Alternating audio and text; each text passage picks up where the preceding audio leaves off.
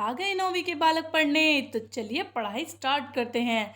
आज हम पढ़ेंगे गद्यांशों पर आधारित प्रश्न। ठीक है, हिंदी साहित्य का जो इतिहास है ना, उससे रिलेटेड हम कुछ महत्वपूर्ण प्रश्न पढ़ेंगे।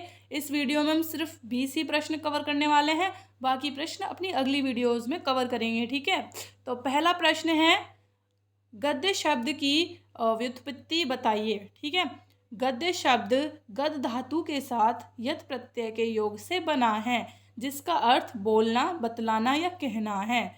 अतः गद्य बोलचाल की भाषा शैली है। अब प्रश्न नंबर 2 है, गद्य का स्वरूप क्या है?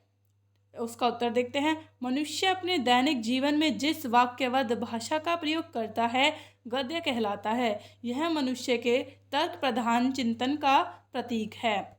प्रश्न नंबर 3, हिंदी गद्य के प्राचीनतम चरण किन भाषाओं में उपलब्ध हैं? हिंदी गद्य के प्राचीनतम रूप राजस्थानी और ब्रज भाषा में मिलते हैं। प्रश्न नंबर 4, हिंदी गद्य का विकास आरंभिक चरण में कैसे हुआ? आरंभिक चरण में हिंदी गद्य का विकास सामान्य बोलचाल की भाषा के रूप में हुआ। प्रश्न नंबर 5, गद्य साहित्य तथा पद्य साहित्य में अंतर स्पष्ट कीजिए।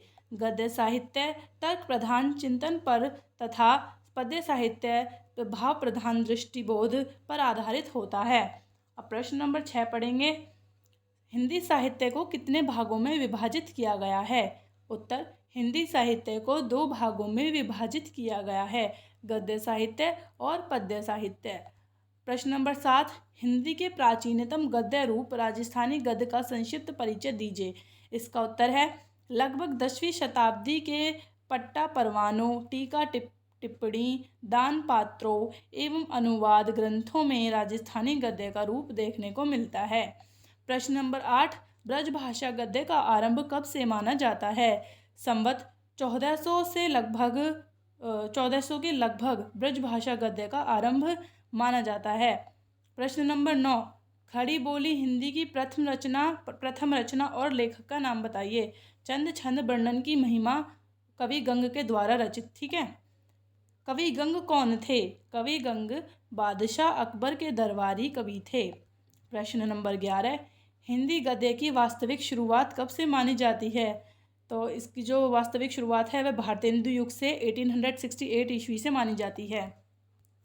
प्रश्न नंबर 12, हिंदी खड़ी बोली गद्य की आरंभिक रचनाओं और उनके रचनाकारों के नाम लिखिए। तो यहाँ पे रचना दे रखी है इधर की साइड, और इधर की साइड हमें रचनाकार दे रखे हैं। ठीक है, पहली है भाषा योग वशिष्ठ।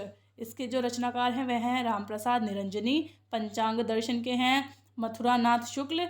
पद्म पुराण का भाषानुवाद पंडित दौलत राम। ठीक है, प्रश्न नंबर 13 है, ब्रज भाषा के प्राचीन गद्य की 2 प्रमुख रचनाएं और उनके रचनाकारों के नाम लिखिए। ठीक है, रचना और रचनाकार हमें दे रखे हैं, 2 रचनाएं दे रखी हैं।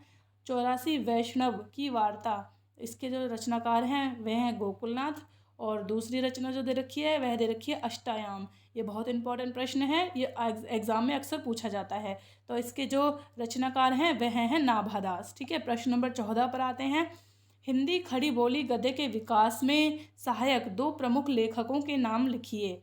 ठीक है, इसका जो उत्तर है वह है सदल मिश्र और इंशा अल्लाह खां।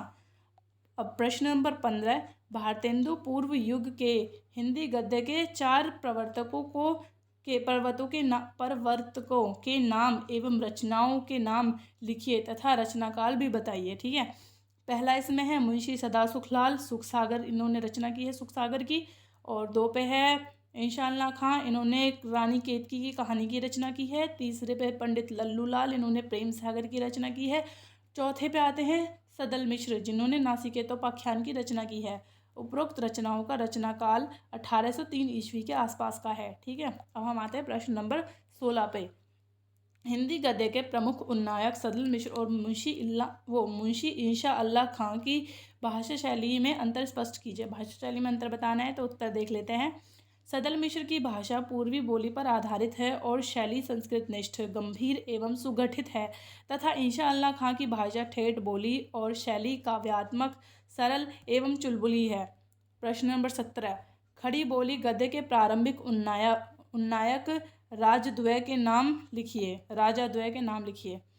राजा लक्ष्मण सिंह और राजा शिव प्रसाद सितारे हिंद राजद्वयी कहलाते हैं। प्रश्न नंबर 18, राजा लक्ष्मण सिंह के साहित्य अवदान का परिचय दीजिए। राजा लक्ष्मण सिंह ने कालिदास कृत रघुवंश, मेघदूत तथा अभिज्ञान शाकुंतलम का हिंदी अनुवाद किया। प्रश्न नंबर 19 पर आ गए हम। राजा शिव प्रसाद सितारे हिंद की रचनाओं के नाम लिखिए। राजा शिव प्रसाद सितारे हिंद कृत रचनाएं हैं राजा भोज का सपना, भूगोल हस्तमलक तथा मानवसार आदि। प्रश्न नंबर 20, हिंदी खड़ी बोली के विकास में आर्य समाज का क्या योगदान था। ये बहुत महत्वपूर्ण प्रश्न है, तो इसको ध्यान से पढ़ेंगे। आर्य समाज के संस्थापक स्वामी दयानंद सरस्वती ने अपने उपदेशों के माध्यम से हिंदी का प्रचार प्रसार किया और सत्यार्थ प्रकाश नामक ग्रंथ की रचना की तथा वेदों के भाष्य भी हिंदी में लिखे। तो ये थे हमारे 20 प्रश्न। ये बहुत इंपॉर्टेंट हैं, इनको अच्छे से लिखें, या आप इसको एक रिवीजन के माध्यम से ले सकते हैं, या आप चाहें तो इसे अपनी कॉपी में भी लिख सकते हैं, ठीक है। और तो अगले प्रश्न जो होंगे वो हम अगली वीडियोज़ में करेंगे। तब तक के लिए जय श्री राम, भारत माता की जय। और चैनल को सब्सक्राइब करें, वीडियो को लाइक करें, अपने दोस्तों के साथ शेयर करें। तब तक के लिए बाय बाय।